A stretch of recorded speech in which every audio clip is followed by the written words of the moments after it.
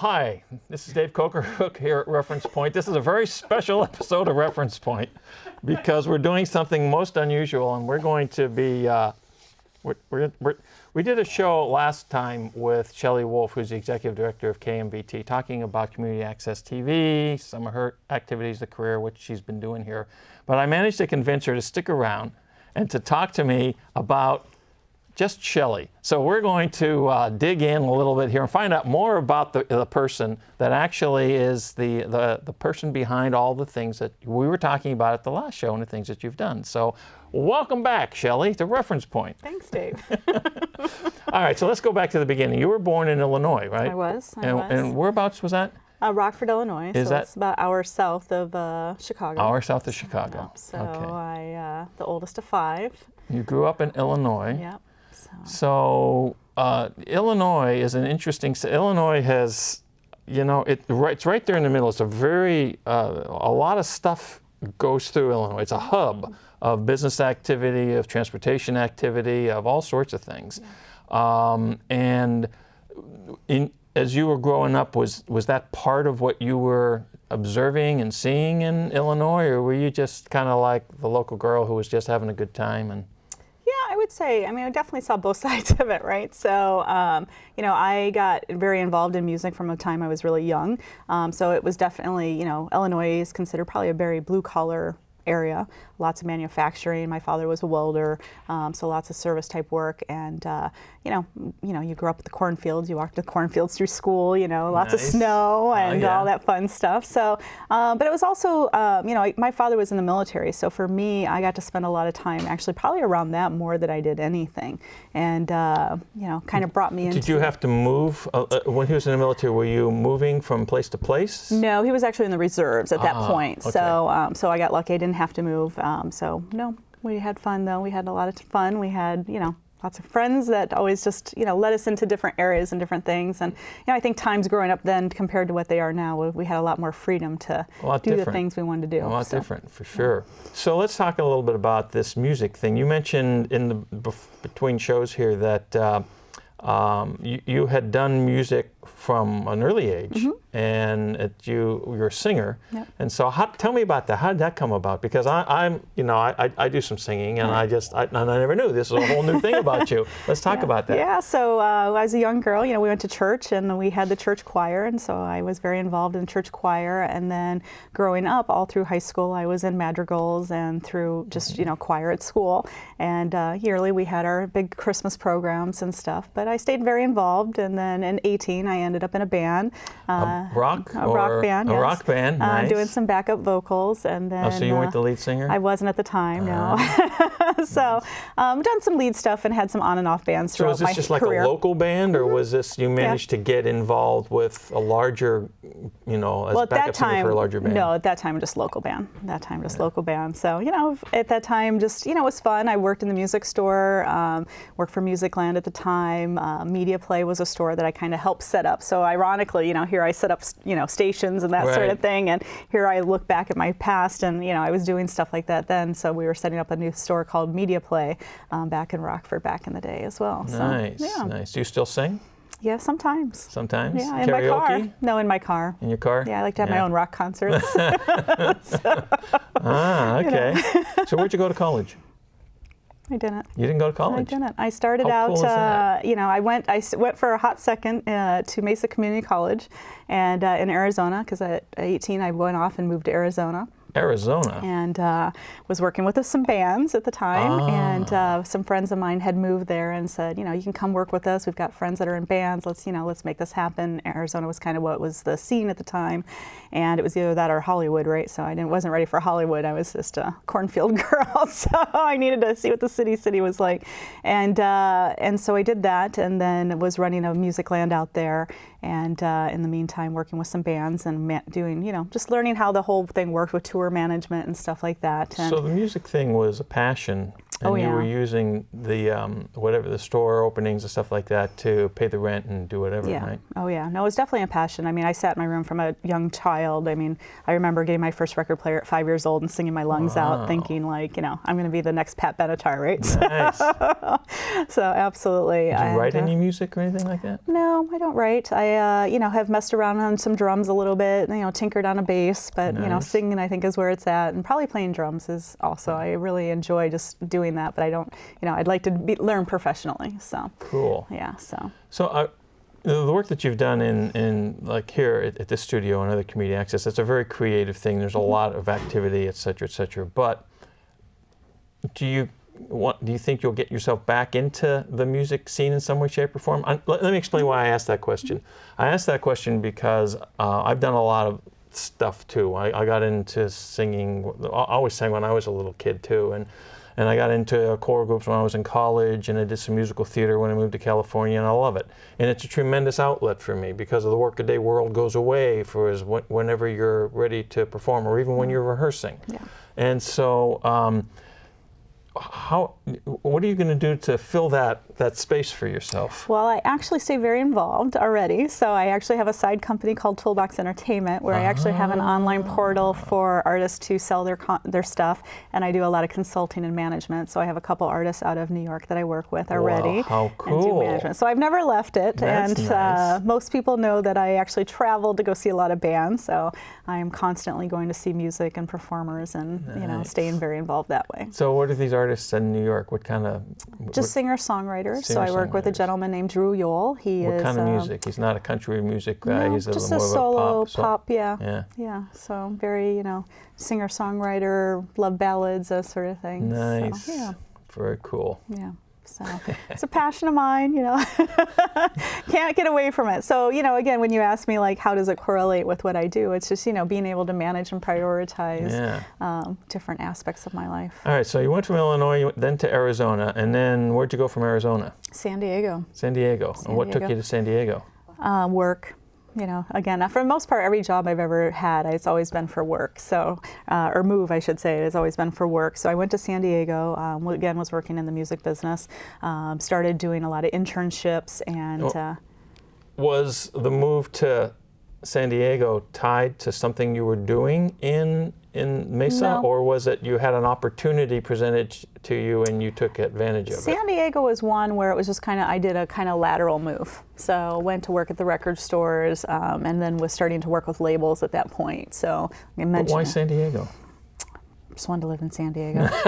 See, I was finally getting ready for that California move, right? Okay. So had been there a couple times, loved it, and some friends said, "Hey, come to San Diego." I was like, right. "Yeah, let's go to San Diego." Oh, there you go. So went to I San like Diego that kind of free spirit sort of a thing. Have you ever driven across country? 5 times. Whoa, nice.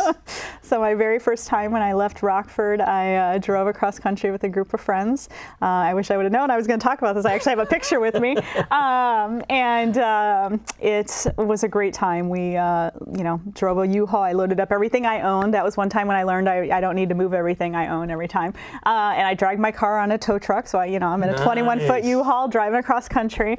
And yeah, it was a fun time. That's fun cool. time. So Have you ever done the Route 66 drive? I have not. I have not either. It's something I definitely want to do. It looks very, very cool. Yes. Yep. I have to do it though in a convertible. Absolutely. You know, Corvette. That would be the way to go. Yeah, I was actually excited this past weekend. I was just in Arizona and I got to ride my first convertible. So we went up through some mountains and went to the Tortilla Flats, and that was phenomenal. So definitely in the convertible for sure. There you go. Well, it'll be harder in Philadelphia. Yes. Yes. There's only a little bit of time in the summertime you might be able to get away with that, but in the winter, not so much. Yeah, not so much. All right, so now you're in San Diego. Yep. And where'd you go from San Diego? Actually up to San Francisco. Ah, there you go. That's when you were working Pacifica? Yep. Well, no, I went, then I actually got a job for a record label at the time. So I got an official job with the record label. It was called 911 Entertainment, and they were based out of Fremont. And so got a job doing radio promotion. And so that was a lot of fun. You know, you call radio stations, get your songs placed on the radio. And so we represented about 10 different artists at that time. And cool. so worked with them and then just continued to move up. So then I went from there to a company called Hearts of Space that was up in Sausalito that did a lot of new age music. And so it was very different. And then, you know, I think I was very lucky because I was never set on just one type of music. I really enjoy all types of music.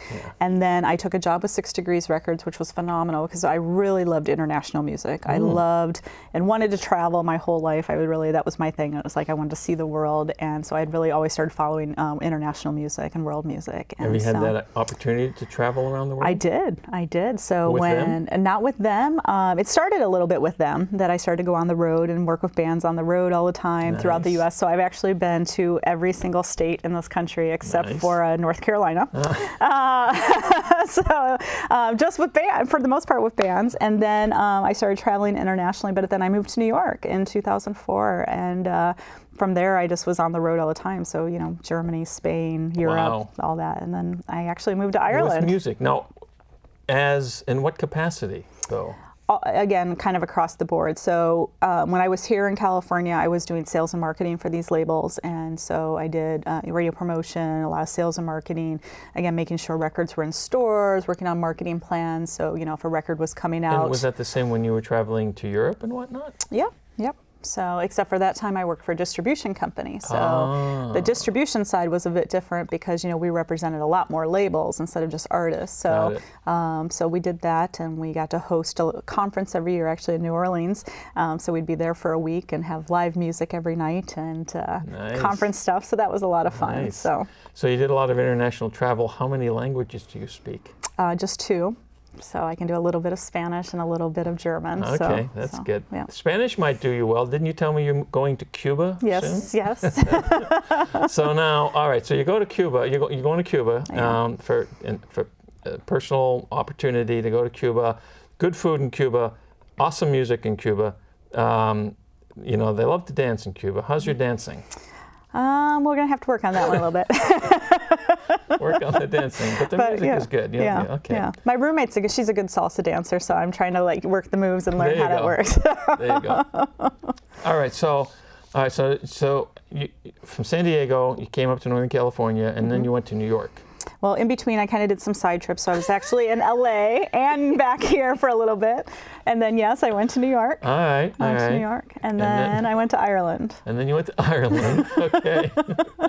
It's been a journey. You're a traveler. You're just it's awesome. Yeah. But so what got you into the TV thing?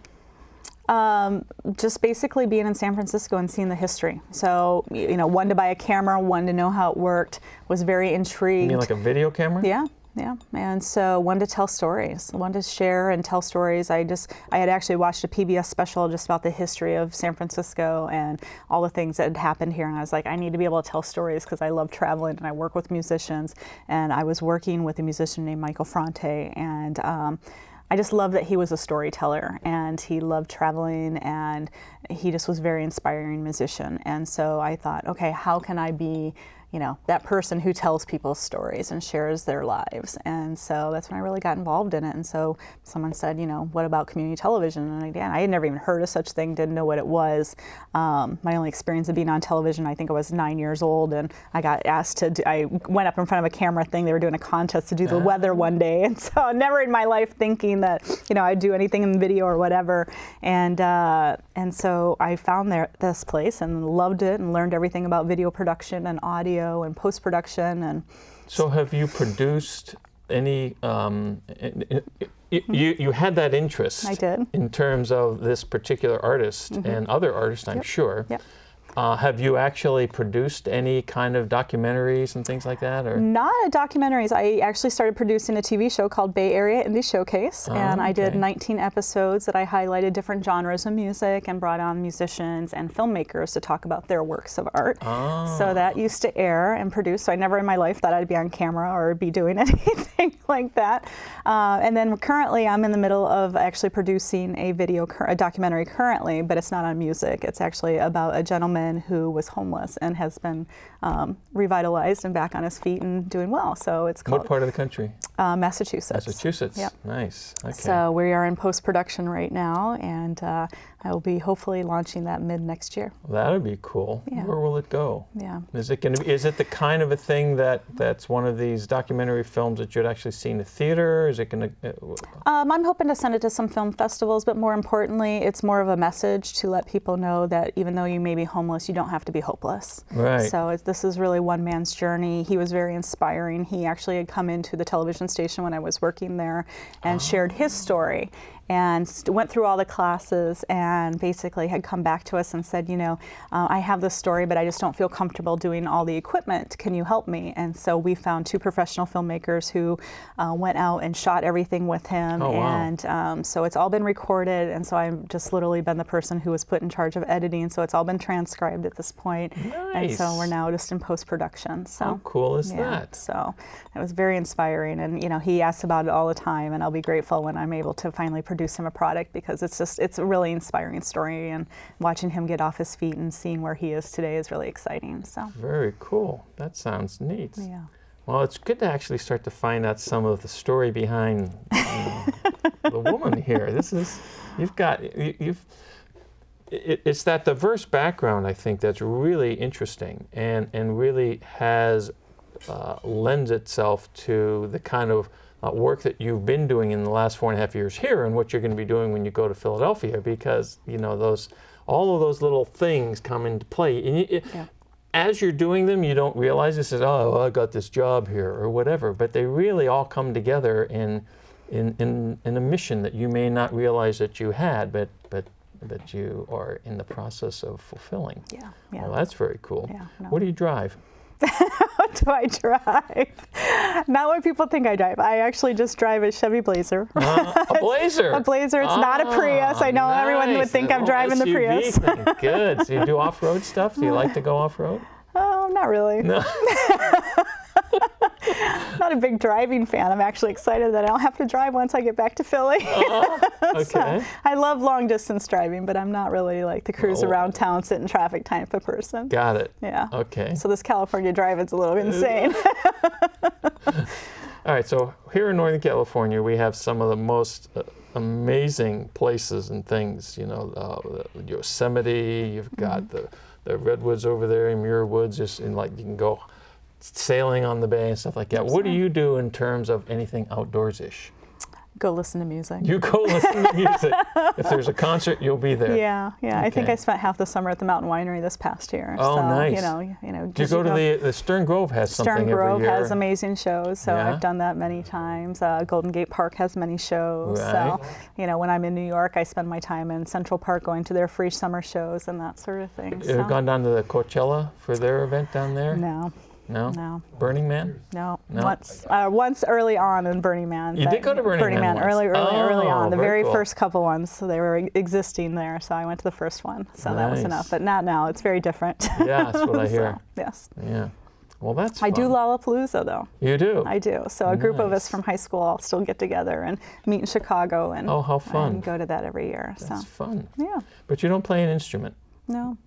No. Neither do I, actually. I tried to learn to play the piano one time. There are 3 instruments that I thought that I would really want to know how to play. I don't know why. They're a very strange combination. One is the piano, because I just think it's a very cool instrument.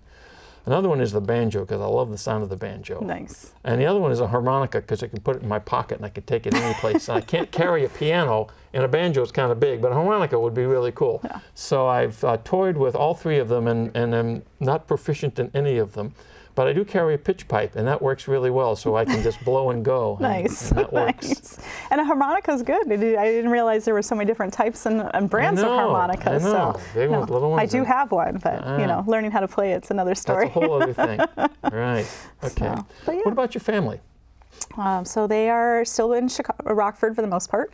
I have, like I said, I was the oldest of 5, so all my siblings are back there. Would have 5 nephews and a niece. Nice. So how many brothers? How many sisters? I had 4 brothers and 1 sister. 3 brothers. I'm sorry, 3 brothers and 1 sister. 5 of us. How that many? kinda worked 3 out. brothers and 1 sister. 3 brothers and a sister. Yes. And they're all still living out there in They are. Illinois. Well, that's nice. The Yeah. family. So you were the You were the, the wild child. I was. I'm the gypsy, as my grandmother used to say. Nice. Okay. So I kind of followed her path. She was a traveler herself, and so she kind of lived all over and experienced life. And so I think I kind of took after that side. Nice. Yeah. Yeah. But Do you get back to Illinois to visit very often? yeah, once or twice a year. So, usually when I go to Lollapalooza, I get a chance to check in with the family. Yeah. So, but yeah, I think the other thing is exciting to be on the East Coast and, be back and have easy access to the family and stuff. Because as my nephews and niece grow up, I really want to be a part of their lives and turn them on to, musicals and plays and music and that sort of thing. So, have you done any theater yourself?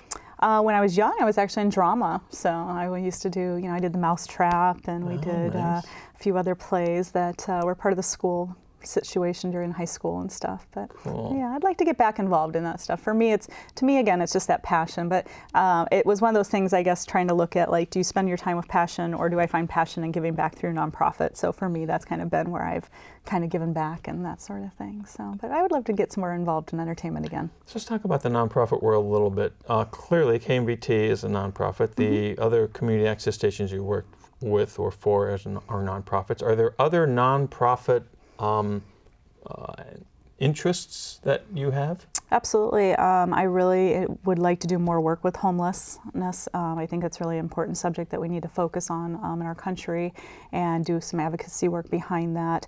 But also education for young women. I think it's really important. I think people forget that women aren't always dealt the easiest hands out there or inspired. And so I want to hopefully be a role model for young women to basically, be able to do the things they want to do and follow their dreams. And that, it can be challenging, but you still got to go for it. And so for me, it's really, providing some sort of media education and getting their stories out, helping them feel comfortable in a society that's kind of male-driven, shall we say. Right.